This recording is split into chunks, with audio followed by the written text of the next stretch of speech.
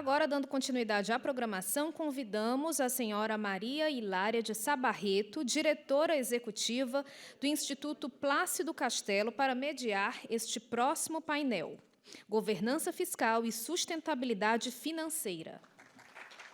Dando continuidade ao seminário Governança Municipal para Prefeitos e Gestores Públicos, convidamos o economista e ex-ministro Raul Veloso, bacharel pela Universidade do Rio de Janeiro, mestre pela Fundação Getúlio Vargas e Yale University, PhD em Economia pela Yale University em 81, professor da Universidade do Rio de Janeiro, da ENAP e da da Escola Nacional de Administração Pública, atuação no governo federal. No IPEA, coordenador de setores e de áreas. No Ministério do Planejamento, secretário nacional adjunto. Secretário para Assuntos Econômicos, foi membro do Conselho de Administração do BNDES, da Embraer e do IBGE. Atualmente, o ex-ministro Raul Veloso é consultor econômico de empresas, bancos, organismos multilaterais e entidades públicas, colunista dos jornais O Estado de São Paulo, Correio Brasiliense, Estado de Minas e O Dia do Rio de Janeiro.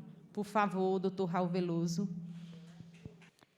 Convidamos o desembargador Marcos Abraham, desembargador federal do Tribunal Regional Federal da 2ª Região, professor titular de Direito Financeiro da Universidade do Estado do Rio de Janeiro, possui pós-doutorado na Universidade Federal do Rio de Janeiro, pós-doutorado na Universidade de Lisboa, doutor em Direito Público pela Universidade do Estado do Rio de Janeiro e mestre em Direito Tributário pela Universidade Cândido Mendes.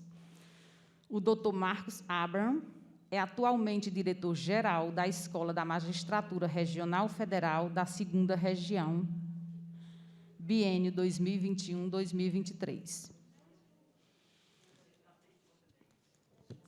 Convidamos o conselheiro Edilberto Pontes, graduado em Economia pela Universidade Federal do Ceará e em Direito pela Universidade de Fortaleza, pós-doutor em Democracia e Direitos Humanos pela Faculdade de Direito da Universidade de Coimbra, doutor em Economia pela Universidade de Brasília e mestre na mesma área pela UFC.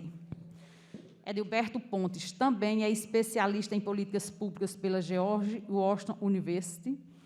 Na Câmara dos Deputados, foi consultor legislativo na área de Economia, de 2003 a 2007. E consultor de Orçamento e Fiscalização Financeira de 1999 a 2003.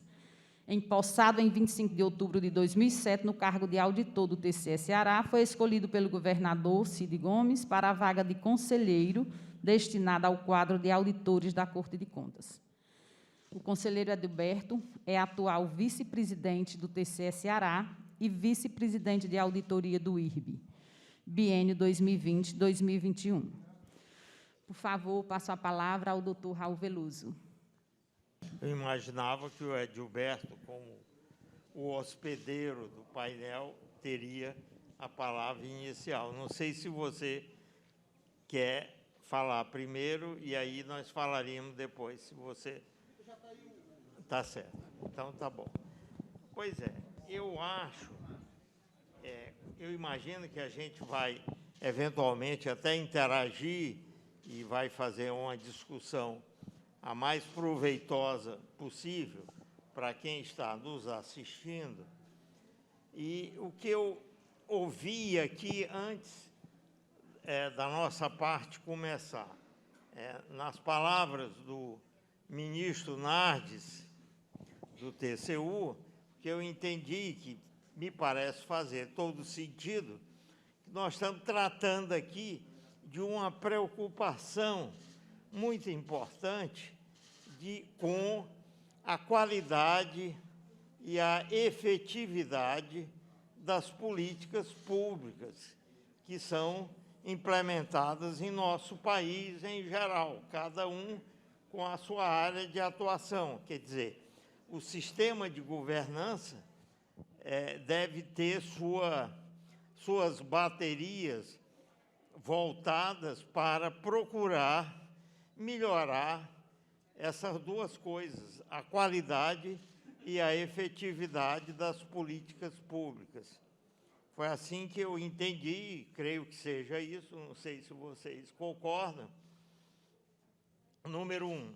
Número 2, que eu queria colocar aqui inicialmente, é muito difícil falar nisso de uma maneira geral, e eu acredito que antes da gente, o debate que estava ocorrendo aqui também estava adotando mais ou menos aquilo que eu imagino adotar, que é o seguinte: muito difícil falar sobre essas coisas sem ter casos bem concretos a que se referir, para não ficar o negócio quase que só teórico, que a gente imagine problemas que possam acontecer e que o sistema de governança, cabendo perguntar se o sistema de governança é capaz de evitar que eles aconteçam. Eu penso, eu pelo menos me preparei assim para essa conversa, eu penso que é muito importante a gente se referir a um caso concreto, porque os casos aqui eu acho que estavam discutindo casos concretos relacionados com a pandemia. Não era, digamos assim, falando em tese, era uma coisa bem concreta. E, nesse sentido, é que eu queria colocar aqui, como eu tenho pensado, porque, no fundo, os problemas estão aí, nem sempre eles são visíveis, mas estão aí, e eu acho que cabe perguntar se nosso sistema de governança, que envolve atividade de planejamento, acompanhamento e avaliação do que está acontecendo, se ele está atuando bem para evitar que os problemas aconteçam de uma forma bastante prejudicial à sociedade. Eu acho que essa é a pergunta, e os casos, quanto mais concretos forem, porque aqui estava discutindo questão de saúde, pandemia, é uma coisa bem específica. E, no nosso caso aqui também, eu creio que é assim. Será que nós estamos organizados para perceber os problemas, quais são, naquela área, os mais relevantes, os mais merecedores de atenção, se eles estão sendo vistos e se nós estamos tomando as providências capazes de minimizar os prejuízos para a sociedade. É claro que tem de ter um sistema por trás que opere bem ou não. E isso que eu estou entendendo que é esse sistema de governança. Então, eu acho que a gente tem que falar de uma forma bastante concreta. Já que eu me referi à área da saúde, e aquilo que eu imaginei que estava sendo discutido, eu começo por aí, onde eu vejo com clareza que a opção que foi feita pelo governo não funcionou do melhor jeito possível e imaginável pelos resultados que acabaram acontecendo.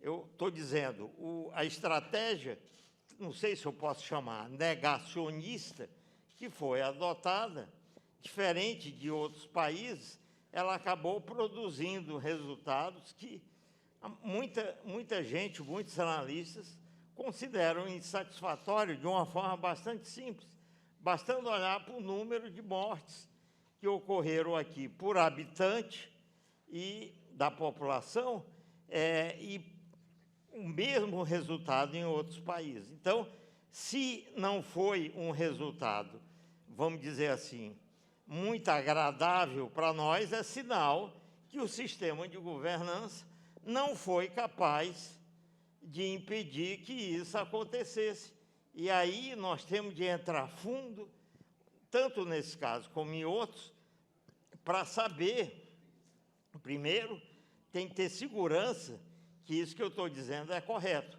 que, de fato, há um resultado ruim que justifica a gente avaliar, tomar providência e tentar mudar. Isso é a primeira parte. Segundo, é o que a gente deve fazer e se nós estamos vendo as coisas caminharem na direção do que deve ser feito. Aplicando a esse caso, que hoje é muito óbvio para todo mundo.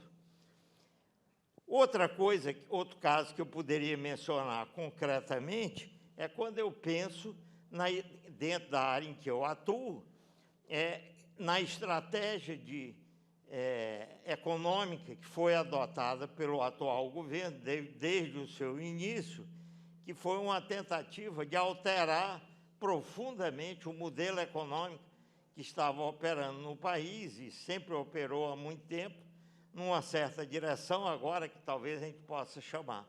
A nova direção seria o modelo bem mais liberal e, na verdade, quando eu olho para o que aconteceu desde o início do governo para cá, de fato, o modelo liberal que se queria implementar foi se esfacelando aos poucos. E aí cabe perguntar, a ponto de chegar numa situação hoje bastante complicada, resultados ruins, que eu e outros jamais imaginávamos que poderia acontecer, estão acontecendo, como, por exemplo, a volta da inflação, que é algo muito simples e visível. Isso voltou a acontecer. Até que ponto isso a gente tem de aprofundar de novo? Até que ponto isto é um erro, ou não poderia ser evitado por um bom sistema de governança, se o sistema não foi capaz de impedir que os resultados ruins acontecessem e que o modelo não conseguisse ser implementado diante das coisas que aconteceram de lá para cá, incluindo, de novo, a questão da pandemia, eu acho que nós temos de buscar uma resposta e saber se, de fato, a gente não poderia ter um sistema de governança que atingisse minimamente certos resultados ou evitasse que certos resultados ruins, como esse da volta da inflação, por exemplo, acontecesse. Eu encerro com mais um caso em que aí é diferente o tipo de erro, porque o resultado ruim não é visível com clareza por quase ninguém. Os outros dois são muito mais visíveis, foram e são mais visíveis. Quem não sabe, não sente a inflação batendo nas nossas costas hoje. Isso é um. O outro, quem não vê as estatísticas de mortes pós-Covid e não vê as coisas acontecendo desse jeito, bem mal, em vários segmentos, em várias áreas. O terceiro exemplo, eu acho que é mais complicado, porque ele não é muito bem percebido. E aí é mais difícil para agora a gente discutir caminhos para melhorar o sistema de governança, para ver se aí é que é o problema e que, mudando esse sistema, a gente consegue um desempenho melhor. Eu vou mostrar apenas um slide, e eu não sei quem vai me ajudar nisso. Eu vou me virar para cá, para olhar aqui. Eu vou pedir para a gente ver o último slide. Esse aí.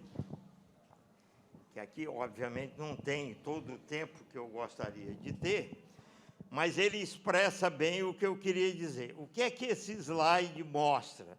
Ele mostra que, nos últimos anos, uma variável, que é essa da linha vermelha, ela aumenta bastante e a da linha azul cai. O que são essas? E é isso que eu digo que não é muito bem percebido. A da linha vermelha são os déficits, a falta de recursos para fechar a conta dos regimes previdenciários dos estados brasileiros.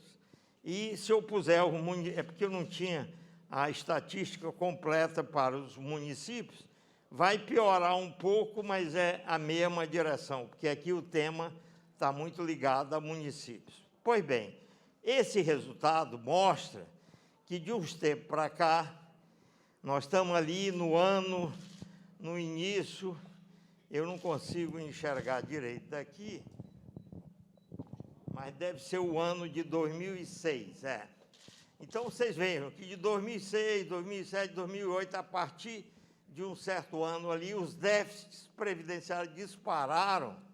Essas variáveis são bilhões de reais. Nós saímos de algo em torno de 20 bilhões para próximo de 100 bilhões por ano, que é um valor bastante elevado.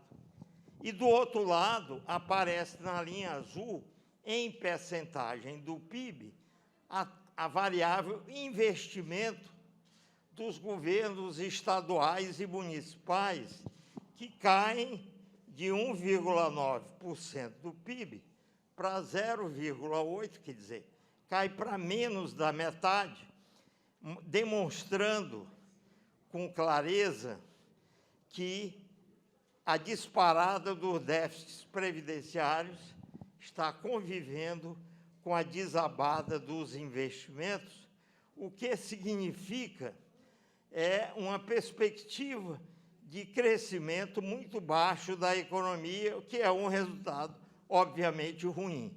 Esse é um tema pouco discutido, pouco levantado, mas que traz uma outra notícia ruim, além dos problemas que a gente pode associar à pandemia, em grande medida, nós temos de lidar com o fato de que os orçamentos estão de tal forma comprimidos nos estados e municípios que os investimentos públicos têm desabado, vão continuar desabando, e aqui nós temos a solução. Há um passo a passo para resolver. Nós temos de adotar as soluções para fazer a economia crescer mais e gerar mais emprego, mas me parece que o sistema de governança aqui não está funcionando para alertar os locais adequados e provocar soluções que evitem isso. E, portanto, a gente tem de ter uma segunda etapa nessa discussão, que é identificar onde os problemas de governança existem e tentar encaminhar soluções para que, em todos esses casos, ou em casos como esse que eu identifiquei, a gente melhore o resultado para as variáveis relevantes para a sociedade brasileira. Eu encerraria por aqui, e, eventualmente, a gente pode voltar a discutir isso aí. Continuamos com o painel Governança Fiscal e Sustentabilidade Financeira, convidando agora o conselheiro Dr. Edilberto para iniciar sua palestra. Então, boa tarde a todos. Antes de iniciar essa apresentação, Eduardo Marcos Abrão, Raul, enfim, cumprimento a todos. Eu lembrei agora, doutora Hilária, de uma história, história bem curtinha, mas vou contar, porque se refere muito a esse caso aqui. Nos anos 40, o grande poeta chileno, Pablo Neruda, esteve no Brasil e foi recebido pelos intelectuais do Rio de Janeiro e tal. Estava lá Carlos Drummond de Andrade, Vinícius de Moraes, Fernando Sabino, enfim, todos muito animados, empolgados com ele, foram pegar no aeroporto, depois levaram para almoçar, depois levaram para um café, e aquele papo, e era muito, cada um dizia uma poesia, outro dizia outra e tal. Quando era 6 horas da tarde, o Carlos Drummond de Andrade já estava exausto. E tinha começado 8 horas da manhã que eles tinham pego o Pablo Neruda no aeroporto. E ele disse: gente, até poesia cansa. Então, quer dizer, até governança cansa, né? Então, na hora dessa, já sexta-feira à tarde, aqui em Fortaleza, essa hora de governança, todo mundo já está cansado. Então, vamos procurar ser mais breve a apresentação, para também, depois, se for o caso, a gente ter espaço para o debate. A passagem, vocês mesmos passam aí? Então, acho que ficou um pouco, não sei se dá para ver bem, mas, enfim, vou ser bem rápido também, rápido, assim, captando o essencial dessa questão. E o Raul me ensinou muito isso, ele sempre falava isso: olha, Gilberto, quando você tiver um problema, a primeira coisa que você tem que olhar é o diagnóstico. É igual fazendo referência ao painel anterior, que eram médicos. É isso, o diagnóstico, assim como na medicina, na economia, na sociedade de uma forma geral, no governo, a primeira coisa, quando você tem um problema, é fazer um bom diagnóstico. Se tiver o diagnóstico errado, o problema você vai resolver, vai aplicar o antibiótico errado, não é? Então, se você tiver um diagnóstico errado para os problemas públicos, você vai ter soluções erradas. E aqui, o que a gente vê, de uma forma geral, no Ceará, no Brasil, nos municípios, de uma forma geral, e até no mundo, boa parte do mundo, é isso. Ora, a gente tem ausência de investimento público. O Raul é um dos que mais bate nisso. O Brasil investe muito pouco hoje em dia, devia investir muito mais do que ele investe, porque as demandas são ilimitadas, os recursos, todos sabemos, são escassos, são limitados. A gente tem, não só no Brasil, mas na Europa, nos Estados Unidos, descumprimento de limites, né, tem regras fiscais, e esses são descumpridos sistematicamente. Aqui no Brasil, vez por outra, a gente tem uma crítica, que é a lei de responsabilidade fiscal, é tão importante e tem sido tão descumprida, né, se interpretar de forma elástica, em muitos casos. A gente tem problema de gasto público mal direcionado, às vezes não é que se gasta muito, mas se gasta mal em muitas áreas, falta disso. E aí você tem responsabilização de gestores públicos, todo um desgaste que a responsabilização causa, tensões entre as instituições, que poderiam ser evitadas. Então, as regras fiscais que não funcionam, ou funcionam inadequadamente, né? LRF, mas vários outros, teto de gastos, agora toda hora se fala, vai ser cumprido, não vai ser cumprido. E um desgaste das instituições. Toda hora, por exemplo, os tribunais de contas são criticados, o Poder Judiciário é criticado, o Ministério Público é criticado. Onde é que vocês estavam quando os limites não foram cumpridos, quando o Estado A, B ou C descumpriu os gastos de pessoal, descumpriu várias regras, enfim. Então, há um desgaste das instituições, de uma forma geral, que poderia ser evitado se a gente tivesse um sistema de governança melhor. Por gentileza, pode passar, por favor. E aqui são alguns casos, algumas consequências desse mau diagnóstico, aqui, dessas situações, aliás, essa má governança. Aqui eu estou dando só alguns exemplos. Por exemplo, contas irregulares, o TCU, a cada ano tem uma lista enorme, né, a cada 2 anos, nas eleições, lista enorme de contas irregulares, né, por problemas de governança também. Pode passar, por gentileza. O Tribunal de Contas do Estado do Ceará, para dar um exemplo local, a sua última lista tinha mais de 3.000 gestores no Ceará com contas desaprovadas, que poderia ser evitado também, se tivesse uma governança melhor. Pode passar, por gentileza. Déficits, desequilíbrios persistentes, apesar de regras fiscais rigorosas, que não são, na prática, desobedecidas, são descumpridas em parte. Aqui, por exemplo, o Globo, a lei de 31 de janeiro de 2020, antes da pandemia, contas de União, Estados e municípios fecham o ano com déficit de 61,9 bilhões de reais. Não, ano após ano, tem anos que é mais de 100 bilhões de déficit. Então, como resolver esses problemas? Essa é a grande questão. Como resolver esses problemas todos, esse desgaste das instituições, essas dificuldades que eu apontei no diagnóstico? Acho que um ponto central, o aperfeiçoamento da governança fiscal. Esse é central, melhorar, e aqui eu vou aprofundar um pouco esse aspecto. Depois, que faz parte disso, é um subitem disso, mas pela importância eu estou destacando, avaliação de programas e políticas públicas. Há muito gasto público mal direcionado, há muito gasto público que entra no orçamento por mero incrementalismo. Então, avaliar a política pública, avaliar o que está funcionando, o que não está funcionando, o gasto que tem taxa de retorno social mais elevada, compatível com o investimento, é essencial também. Isso se tornou uma obrigatoriedade a partir de 2021, que foi incluído na própria Constituição Federal. A emenda 109, já deste ano, 2021, exige avaliação de políticas públicas como algo obrigatório. E valorizar a cultura da sustentabilidade fiscal. Por gentileza, pode passar, por favor. Então, esses 3 pilares da governança que sempre se fala, liderança, estratégia e controle. Que lições da experiência internacional, da própria experiência brasileira, do que não deu certo, do que deu certo, do que deu certo parcialmente, que lições a gente pode aprender dela, tanto na liderança, na estratégia, quanto no controle? Por gentileza, passa, por favor. Na liderança, se vê claramente que é fundamental, se a gente quiser ir bem no campo da sustentabilidade das contas públicas, o compromisso político. Tinha um autor que até morreu ano passado, que pena, morreu ainda jovem, o Alberto Alessina, professor de Harvard, um grande especialista em finanças públicas, e ele dizia até isso, ele era contra regras fiscais, porque ele dizia, olha, não precisa de regra fiscal, não precisa de lei de responsabilidade fiscal, não precisa disso. Basta ter compromisso político. Se tiver compromisso político, você vai conseguir ter. E aí a gente sempre tem até um certo orgulho aqui do caso do Ceará, que muito antes de lei de responsabilidade fiscal, muito antes mesmo, o Estado fez um grande ajuste fiscal. E as pessoas diziam assim, olha, vai fazer ajuste fiscal, vai perder as eleições, porque isso é impopular. E aqui se provou que não, que realmente houve um desgaste no curto prazo, realmente houve um desgaste grande no curto prazo, mas como conseguiu se recuperar a capacidade de investimento, Raul, acabou rendendo dividendos políticos também. Então, o compromisso político da alta liderança é fundamental, né, para a boa governança fiscal.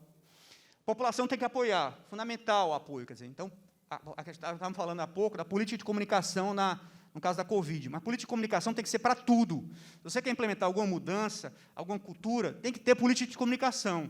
Isso é essencial para você convencer, ter o apoio político devido, e para as pessoas te apoiarem nas dificuldades que você vai ter. É interessante isso, porque reforma, eu gosto de dar sempre esse exemplo de reforma quando a gente vai reformar a casa da gente, o apartamento da gente. Reforma não melhora, reforma não é assim, se você fizesse um gráfico, ela não melhora logo. A reforma, primeiro, quando você faz uma reforma no seu apartamento, primeiro piora as coisas, quebradeira, poeira, barulho, não é? Gente na sua casa trabalhando, então piora a sua vida primeiro. Depois é que melhora.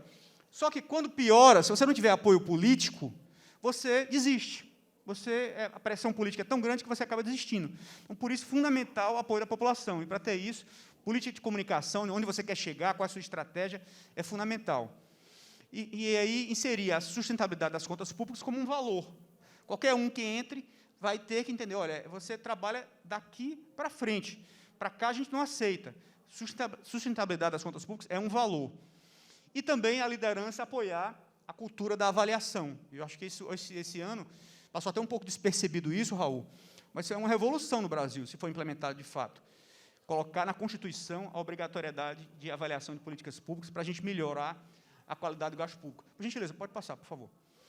Então, liderança, eu falei. Estratégia. Como ficou ruim aqui na prática, né? A luz aqui.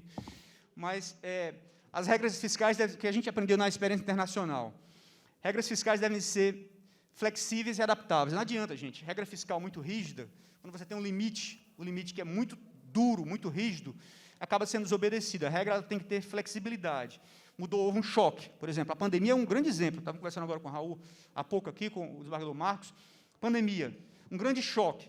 Se a lei de responsabilidade fiscal e as demais regras fiscais brasileiras não tivessem capacidade de adaptação, flexibilidade, para mudar, para se adaptar a esse novo quadro, elas seriam ignoradas solenemente. Elas teriam um desgaste enorme. Então, a regra fiscal tem que ter a flexibilidade, porque o mundo muda, as coisas mudam. Tem até um ditado judaico que fala isso, o homem está fazendo planos, Deus está dando gargalhadas. Na prática é isso mesmo, né? Toda hora tem um choque, toda hora tem uma novidade. Elas devem procurar ajudar a recuperação econômica, né? Elas devem procurar diminuir o ciclo econômico, isso é uma experiência internacional que também mostrou isso, fundamental. Elas devem ser simples, quanto mais simples a regra fiscal, melhor, porque é mais fácil de acompanhar, às vezes um número só, algo que seja fácil de acompanhar, isso também ajuda muito. A experiência internacional, a experiência da Europa mostrou muito isso. O embargador Marcos tem um trabalho no pós-doutorado dele, que ele estudou isso na Europa, e isso é um fator chave. Devem ser transparentes, claro, quanto mais transparentes, melhor, até para acompanhamento da população. E a definição de políticas públicas deve conter também a avaliação de políticas públicas, a definição do orçamento. A gente tem que fugir do orçamento incremental. É muito comum isso, em maior parte dos lugares. O que é que você coloca no orçamento este ano? Vai perguntar ao gestor, por que você está colocando isso? Investindo nesse programa. Eu estou investindo nesse programa porque o gestor ano passado, já se colocou dinheiro aqui. E o passado? Porque o outro colocou. Então, não há avaliação, é o mero incrementalismo para alocar o recurso público. Então, essa cultura de avaliação ela é fundamental para decidir para onde eu vou colocar dinheiro. Eu vou colocar dinheiro, tenho 4 alternativas. Eu vou colocar onde tiver a taxa de retorno social mais alta. E, para eu saber isso, eu tenho que avaliar o que funciona, o que não funciona. Passa, por gentileza. E o controle também fundamental, o terceiro pilar, né, da governança, fundamental. As instituições independentes, as instituições responsáveis pelo monitoramento, pelo controle, como o Tribunal de Contas, como as autoridades fiscais independentes, devem ter autonomia devida, devem assegurar isso, com a devida altivez, cumprir o seu papel. Deve ter monitoramento permanente, não pode ser só quando o leite derrama, quer dizer, você tem que estar monitorando o comportamento das contas públicas e alertando, cumprindo seu papel nesse campo, mecanismo de alerta, estabelecendo prazo de ajuste, porque não adianta só olhar depois que acontece, depois que o leite derrama. Tem que ter esse mecanismo de controlar durante o período que as coisas estão acontecendo. As sanções têm que ser críveis. Gente, o melhor exemplo de sanção não crível é na Europa. Na Europa aconteceu muito isso. Havia lá a previsão de multa aos ministros da Fazenda dos países. E aí, quando foi o ministro da Grécia, multaram. Quando foi o de Portugal, multaram. Quando for da Alemanha, quando for da França, os caras, não, espera aí. Né? Então, a sanção tem que ser crível. Você realmente tem que ser capaz de cumprir aquela sanção que está prevista. E o controle social é fundamental também, no controle de uma forma geral. O controle social é fundamental. Apoio da população, transparência radical, enfim, os vários mecanismos de envolver a sociedade de uma forma geral é muito importante também. Por gentileza. E as perspectivas, só para a gente concluir, já pelo adiantado da hora. O que é que está se discutindo no mundo hoje, gente? O que é mais avançado hoje, que é a grande novidade está se discutindo no mundo mais avançado nesse campo de governança fiscal? Foco nas sanções reputacionais. Muito importante isso. Se a gente olhar, por exemplo, o papel que a autoridade fiscal independente, a instituição fiscal independente tem tido no Brasil, tem em vários lugares do mundo, eles não aplicam nenhuma multa, eles não aplicam, ninguém fica com conta irregular. Basicamente, lá é sanção reputacional, ou seja, eles fazem relatório, fazem previsões e divulgam com o máximo de energia os seus resultados, os seus alertas. Né? É o foco na sanção reputacional. Retira as sanções pecuniárias, outras sanções de outra natureza? Não. Mas um foco muito grande tem sido dado nisso, na sanção reputacional. Se nota que dá um resultado até melhor, é muito mais crível do que a sanção de outra natureza. A transparência adquiriu um patamar ainda mais relevante, a transparência radical, exatamente por isso, porque você está preocupado com a reputação, você quer o apoio da população, tem que ter uma política de comunicação, a transparência é fundamental. Também no mundo tem surgido essas novas instituições, as instituições tradicionais não davam conta, surgiram novas instituições, no Brasil surgiu a instituição fiscal independente, mas em vários lugares também surgiram essas instituições. E a maior relevância para a avaliação de políticas públicas na agenda internacional e no Brasil, exatamente porque eu vou definir onde eu vou colocar dinheiro, naquilo que tiver taxa de retorno social mais alta. E eu sei se a taxa de retorno social é mais alta ou mais baixa, se funciona ou não funciona, se eu avaliar. Se eu não avaliar, como é que eu vou ter essa informação? Por isso é que no Brasil, acompanhando a agenda internacional, se colocou na própria Constituição, este ano, essa exigência.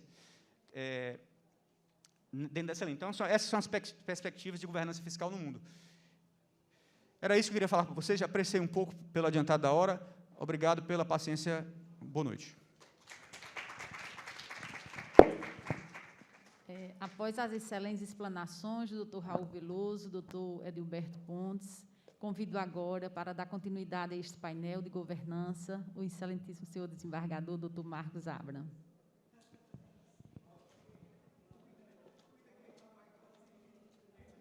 Muito boa noite a todos. É uma alegria e uma honra participar desse seminário de governança municipal nessa bela cidade de Fortaleza. E desde já agradeço aos seus organizadores pelo honroso convite, agradeço à Rede Governança Brasil, à Assembleia Legislativa do Estado do Ceará e à Unipaz, e cumprimento a todos em nome do meu dileto amigo conselheiro Edilberto Pontes.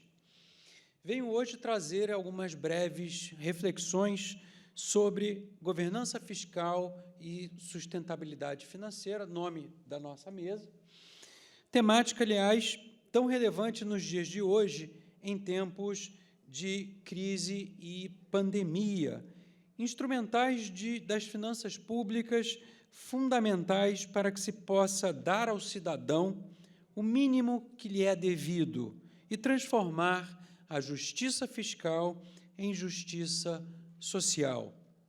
Costumo dizer aos meus colegas, professores e juristas do ramo do direito constitucional, que de nada adiantam os infindáveis debates sobre a efetividade dos direitos fundamentais, como, por exemplo, saúde e educação, se não houver recursos financeiros suficientes e bem geridos para financiá-los.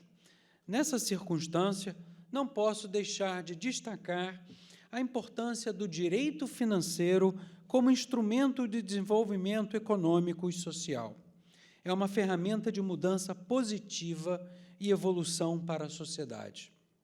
Disciplina, aliás, que recentemente e finalmente se tornou obrigatória para todas as faculdades de direito no Brasil, pois até então era uma cadeira meramente facultativa, pouco difundida, apesar de sua grande importância para o exercício da cidadania.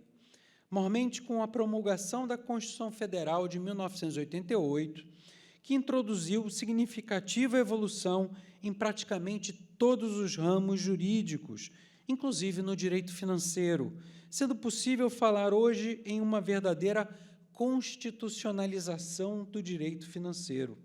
Nessa nova forma de encará-lo, não podemos mais considerá-lo como uma especialidade envolta apenas em números e circunscrita por um tecnicismo contábil e eminentemente formalista, em que reinava a primazia do aspecto técnico em detrimento do axiológico, e até visto como um domínio reputado exótico e excludente. Vários de seus institutos passaram a ter forma a partir de princípios e valores constitucionais, deixando claro que o aspecto jurídico-constitucional agora é protagonista e não mero coadjuvante das grandes discussões fiscais no cenário nacional. Se houve alguma evolução nessas últimas 3 décadas, inegável reconhecer que há ainda muito a se fazer.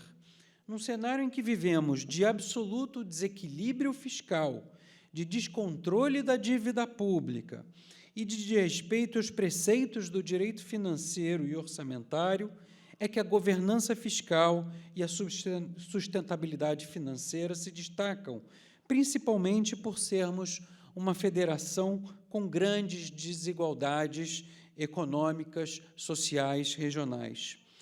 A preocupação com a boa governança fiscal, sobretudo a orçamentária, vem se espraiando hoje em dia por todo o mundo. Exemplo disso vem do exterior. É o caso da OCDE, Organização para a Cooperação e Desenvolvimento Econômico, a partir de uma publicação de 2015, intitulada 10 Princípios Orçamentários, elaborado com o objetivo de orientar as boas práticas sobre a atividade orçamentária e que podem, assim, ser sintetizados. Primeiro, gerenciar os orçamentos dentro de limites claros, credíveis e previsíveis para a política fiscal. Segundo, alinhar os orçamentos com as prioridades estratégicas de médio e longo prazo. Terceiro, conceber o quadro do orçamento de capital para atender às necessidades nacionais de desenvolvimento econômico e de forma coerente. Quarto, assegurar os documentos e dados do orçamento que sejam abertos, transparentes e acessíveis. Quinto, proporcionar um debate inclusivo, participativo e realista sobre as opções orçamentárias. Sexto, apresentar uma contabilidade abrangente, precisa e confiável das finanças públicas. Sétimo, planejar, gerenciar e monitorar a execução do orçamento ativamente. Oitavo, certificar que o desempenho, a avaliação e a relação custo-benefício sejam partes integrantes do processo orçamentário. Nono, identificar, avaliar e gerenciar com prudência a sustentabilidade financeira a longo prazo. Décimo, promover a integridade e a qualidade das previsões orçamentárias, planos fiscais e implementação orçamentária através de uma rigorosa garantia de qualidade no processo, incluindo auditoria externa independente. Embora não exista um elenco ou um rol taxativo de elementos que componham o conceito de governança fiscal, a literatura especializada já nos apontou alguns desses elementos: a participação e o envolvimento dos cidadãos no processo decisório, a transparência nas instituições públicas e na atuação dos agentes públicos, exigindo-se prestação de contas, respeito pelas regras jurídicas estabelecidas, conferindo estabilidade e segurança jurídica, a elaboração e a colaboração do setor público e privado, bem como o estabelecimento de canais de diálogo entre os agentes públicos, sociais e econômicos, a busca da satisfação das necessidades dos cidadãos de forma equitativa e inclusiva, em prazo adequado e com uso eficiente e eficaz dos recursos sociais. Em nossa concepção, o conceito de boa governança fiscal, além dos aspectos antes mencionados, repousa primeiramente sobre dois objetivos intimamente interligados: o equilíbrio orçamentário e a sustentabilidade financeira. Mas, além desses objetivos, não podemos nos olvidar dos princípios da equidade fiscal intergeracional, da solidariedade federativa, da transparência fiscal, hoje já em sua quarta geração, e do princípio da sinceridade orçamentária. O equilíbrio fiscal, antes de ser uma mera equação financeira, em que se busca uma igualdade numérica ou um empate entre receitas e despesas, deve ser encarado como um conjunto de parâmetros, embasando-se do lado da receita pública como sendo necessário que o Estado arrecade de maneira mais ampla possível, sem, entretanto, acarretar um aumento efetivo da carga fiscal individual, buscando-se atingir aqueles que enfrentam a violação ao seu dever fundamental de contribuir e a sua real capacidade contributiva, deixam de pagar os tributos que deveriam. Já no lado da despesa pública, outra face da mesma moeda, a adequada realização da despesa pública deve-se dar a partir da racionalização do gasto, por uma análise criteriosa da sua prioridade, sobretudo aquelas de foro constitucional, e pela busca da eficiência na sua aplicação. Por sua vez, o pilar da sustentabilidade financeira, sobretudo da dívida pública, está intimamente ligado à noção de equilíbrio orçamentário, incorporando também uma dimensão de projeção temporal, em que se almeja alcançar resultados eficientes que permitam o alargamento no tempo do equilíbrio, de modo estável e sustentável, para as presentes e futuras gerações, numa noção de solidariedade e equidade intergeracional.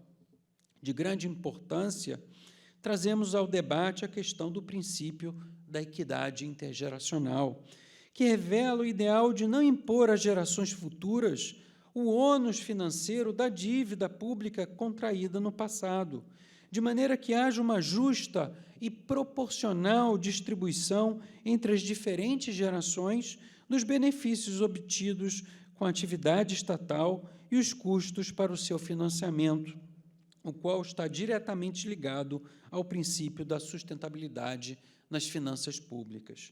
Para o Brasil, a equidade intergeracional se mostra extremamente pertinente, na medida em que o elevado custo da dívida pública vem drenando considerável montante de recursos financeiros que deveriam ser destinados aos serviços públicos fundamentais e sociais. Em tempos de pandemia, a equidade intergeracional indica que os investimentos que estão sendo feitos hoje na área da saúde e da imunização devem deixar um legado positivo e concreto para as gerações futuras, que, afinal, arcarão com o custo do endividamento contraído hoje para o enfrentamento da Covid. Merece também registro o princípio da solidariedade federativa recíproca, que recomenda o esforço coletivo de toda a administração pública na busca da estabilidade orçamentária e que, ao Brasil, revela a importância da solidariedade fiscal entre os entes federativos para que a União, Estados, Distrito Federal e municípios passem a atuar de maneira cooperativa e solidária e não de maneira competitiva, como, infelizmente, costumamos ver.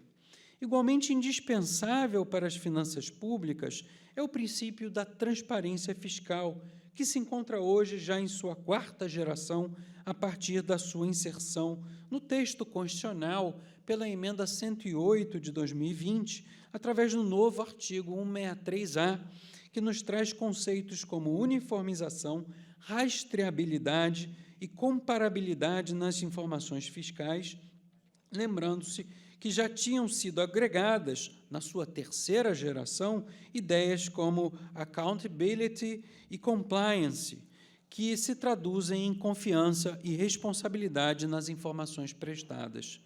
Percebemos, através da evolução do conceito da transparência fiscal, por suas diversas gerações, que essa não se expressa unicamente pelo amplo acesso às informações fiscais, mas principalmente pela qualidade e utilidade dos dados prestados. Permitir aos órgãos fiscalizadores e, sobretudo, ao cidadão acompanhar a destinação do dinheiro, que é uma virtude a ser cultuada e que não pode ser negada em pleno século XXI.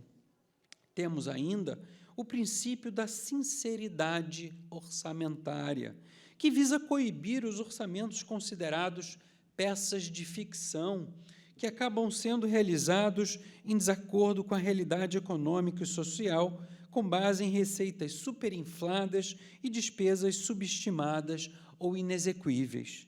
Sua fundamentação decorre do respeito aos princípios da moralidade, da legalidade, da transparência e do planejamento orçamentário, no ideal de boa-fé para com a sociedade daqueles que elaboram, aprovam e executam o orçamento público. E o orçamento público, nesse contexto, é um importante instrumento que integra a nossa democracia e garante a realização da cidadania fiscal. É, portanto, um mecanismo jurídico de racionalização do processo de alocação de recursos, dotado de valores éticos que não podem ser menosprezados. Lealdade, correção, veracidade compõem um substrato com o qual os poderes executivo e legislativo devem conduzir o processo orçamentário, sob pena de desmoralizar a significância das leis orçamentárias e prejudicar o cidadão, ao promoverem orçamentos que não são capazes de garantir recursos suficientes para a satisfação das necessidades sociais. Ora, senhoras e senhores, penso que, se respeitarmos tais princípios, o Brasil, além de aprimorar a saúde das contas públicas, controlaria a inflação e passaria a ter maior credibilidade no mercado financeiro, o que permitiria a redução dos juros e do custo da dívida pública, sendo possível a realocação de tais verbas que se destinam ao custeio da dívida, podendo ser direcionadas para programas sociais que envolvam direitos fundamentais. Não podemos nos olvidar que a noção contemporânea de Estado não é a de que este seja um fim em si mesmo, mas sim um instrumento a serviço do cidadão, para que este detenha condições mínimas para o seu florescimento humano. O Estado está ordenado ao ser humano e não ao revés. Aliás, para garantir a efetividade dos direitos humanos e sociais e materializá-los em bens e serviços oferecidos à coletividade, o Estado dependerá de uma atividade financeira conduzida em observância aos preceitos republicanos e normas constitucionais das finanças públicas, tendo o orçamento público papel capital nesta tarefa, para que possa ter, ao final, uma verdadeira justiça fiscal, atendendo-se aos anseios da sociedade, dos menos afortunados, tudo conforme os valores liberais e sociais da nossa Constituição. Nesse momento final de minha fala, me recordo da acertada advertência de Aristóteles, de que um pequeno erro no princípio acaba por se tornar um grande erro no fim. Muito obrigado pela atenção de todos.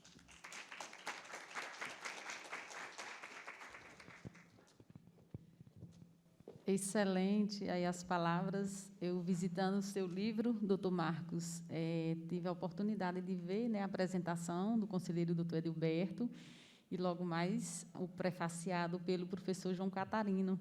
E eu tive a oportunidade de fazer um mestrado e ele ser meu professor. E quando você falava aí no seu discurso, né, eu estava aqui mentalizando alguns momentos em sala de aula, onde ele trazia sempre essas questões sociais, essas igualdades, e trazia pensadores, né, renomados para questionar a questão das políticas públicas, e ficou muito forte suas palavras aí, com uma sintonia com o que eu pude aprender, a oportunidade grande que tive com o professor João Catarino. Realmente foi muito importante.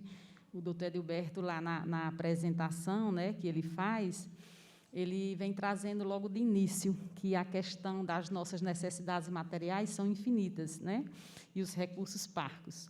E, antes de findar aqui, né, eu queria quebrar aqui o protocolo e me adiantar em fazer uma pergunta aos três. Seria muita ousadia minha. É bem simples a pergunta, mas diante de dessa profundidade de conhecimento que o doutor Edilberto, o doutor Marcos Abraham traz aqui e o doutor Raul Veloso, eu fiquei inquieta em saber a visão dos três com relação se hoje todo esse cenário que a gente vive no Brasil e no mundo, todas essas dificuldades orçamentárias, que é quase que uma constante, né, no nosso país, de altos e baixos. Hoje, se os senhores fossem governantes e tivessem uma caneta para decidir, após todo esse processo que passamos, qual seria o item de maior valor de investimento que vocês elegeriam diante dos recursos parcos que nós temos? Seria saúde, educação? O que seria? Meio ambiente? Qual seria esse maior investimento hoje que vocês valorizavam e iriam realmente devotar um olhar mais criterioso e cuidadoso dentro dessas dificuldades que nós estamos? Posso começar? Por favor. Também por ser uma coisa facilmente conectável com o que eu falei antes.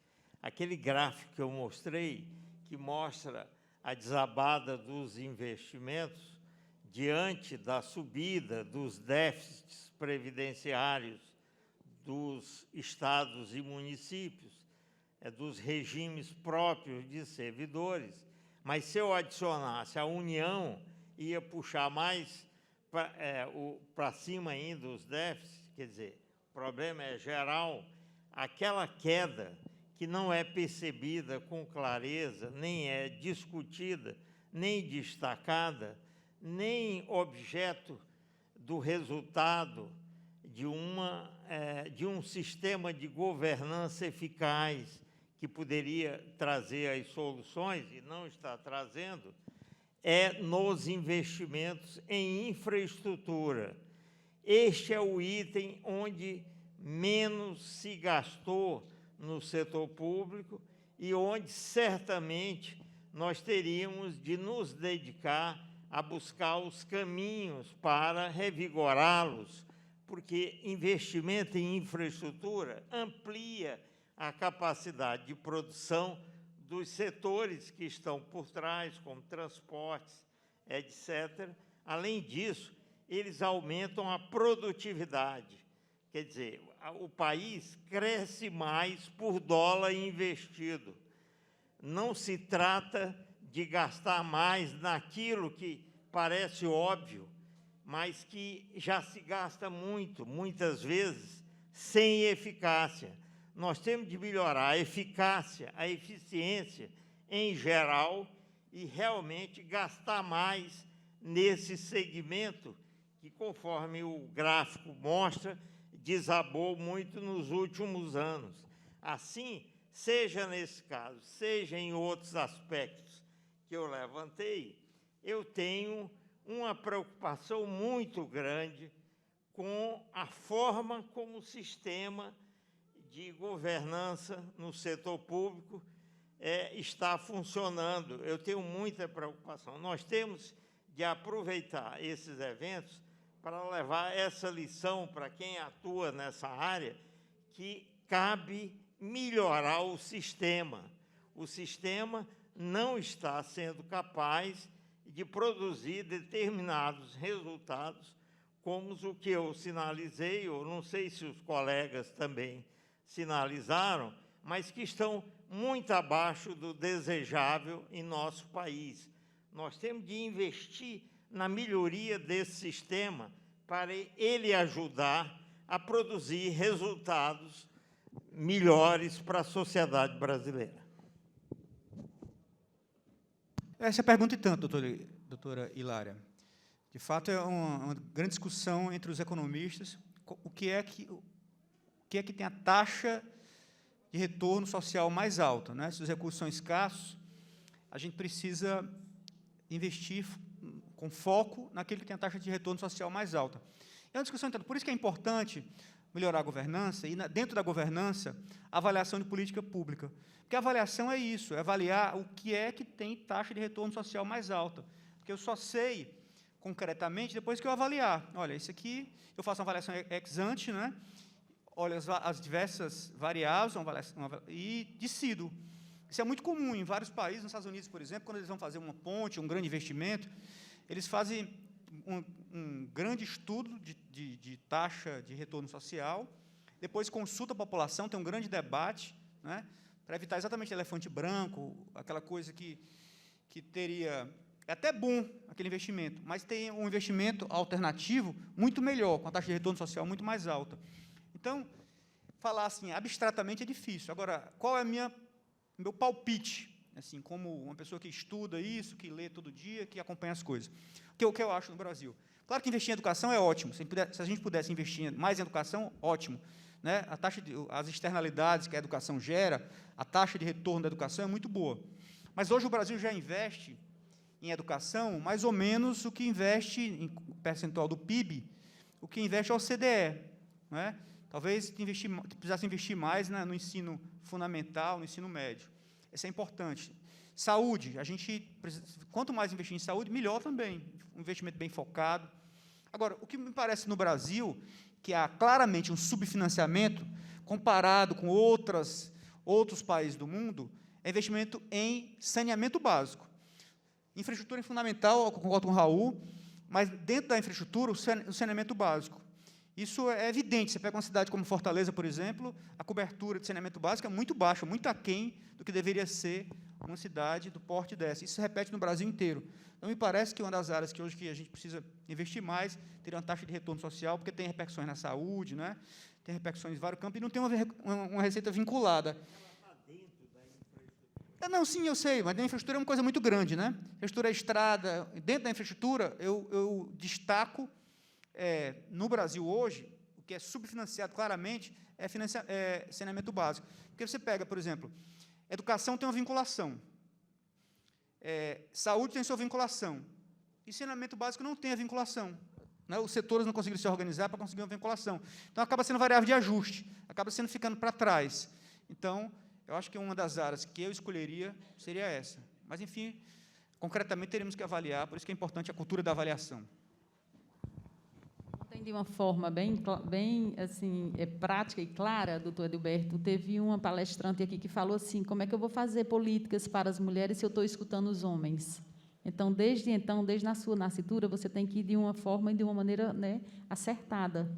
Né? Assim, você precisa escutar também, né, para ter a coerência com essas construções das políticas. Né? Bem, é uma excelente pergunta. A minha área não é economia, é jurídica, então, eu primeiro diria que eu vejo o orçamento público como o grande instrumento para as escolhas alocativas, para realizar e gerir bem os recursos públicos. O cobertor é curto, então, se nós escolhemos uma área, outra área ficará a descoberto, então, nós temos recursos limitados, mas, para te responder, e a resposta ela é pessoal, minha, do Marcos, eu investiria em educação básica. Eu não acredito numa sociedade sem educação, uma sociedade que floresça, que permita ao ser humano se desenvolver sem a educação, e, no Brasil, a educação básica, no meu ponto de vista pessoal, é onde eu destacaria. Obrigada aos três, foram muito ricas, né, as respostas aí, realmente me atendeu às minhas expectativas, né, visões distintas, realmente é possível, né, dentro de todo o conhecimento profundo dos doutores que a gente está aqui. Ok, agradecemos aos expositores desta mesa e a presença de todas as autoridades e colaboradores deste seminário. Agradecemos também a audiência dos alunos do MBA de Gestão e Governança da Unipasse. A todos uma ótima noite.